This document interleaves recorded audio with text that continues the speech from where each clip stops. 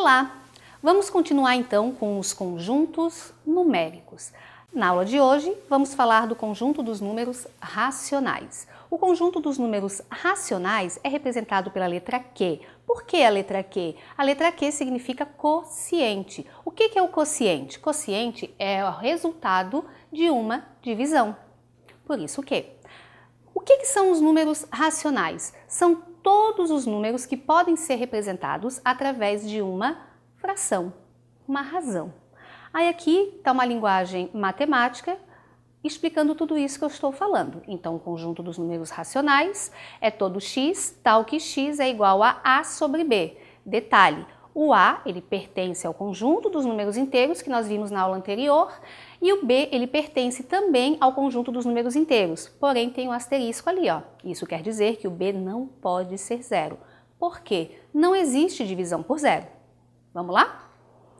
O conjunto dos números racionais, como eu falei agora, ele é representado por todo número que pode ser colocado na forma de fração. E o 4? O 4 é uma fração? Não estou vendo. Não esqueçam que embaixo do 4 pode não aparecer, mas ele está sobre o 1. O 1 ele não precisa aparecer, mas ele é uma fração. Tá, mas eu não estou muito convicto disso. Então eu dou um outro exemplo. Se eu pegar 20 e dividir por 5, eu vou ter 4. Então o 4 ele tem várias maneiras de ser representado através de uma fração. 20 sobre 5, 16 sobre 4, 8 sobre 2 e posso aqui dar vários exemplos para vocês. Vamos continuar então. Como os inteiros, os racionais também têm algumas particularidades. Os racionais não nulos aparecem com asterisco, quer dizer que o zero não está incluso. Os racionais não negativos, quer dizer que são todos os números positivos, somente o negativo que não, e o zero está incluso, porque o zero não é negativo. Então, ele pode entrar nesse conjunto dos racionais não negativos. Os racionais positivos, que são todos os números positivos, e não tem o zero, porque o zero não é positivo. Percebam que eu estou sempre frisando nisso, porque muitos acham que o zero tem sinal. Ele não tem sinal. Os racionais não positivos, que aí são só aqueles que não são positivos, são todos os negativos e o zero, e os racionais negativos, que aí não tem o zero. Vamos perceber também que o conjunto dos números racionais ele é composto pelos números inteiros, onde está dentro já o conjunto dos números naturais, que são os positivos, o zero, e o conjunto dos inteiros, que também é composto pelos números negativos. E aqui eu tenho, no caso, os decimais exatos e as dízimas periódicas. Aqui eu tenho todas as propriedades. O que quer dizer todas essas propriedades? Do fechamento, da adição, da subtração, da multiplicação, da divisão.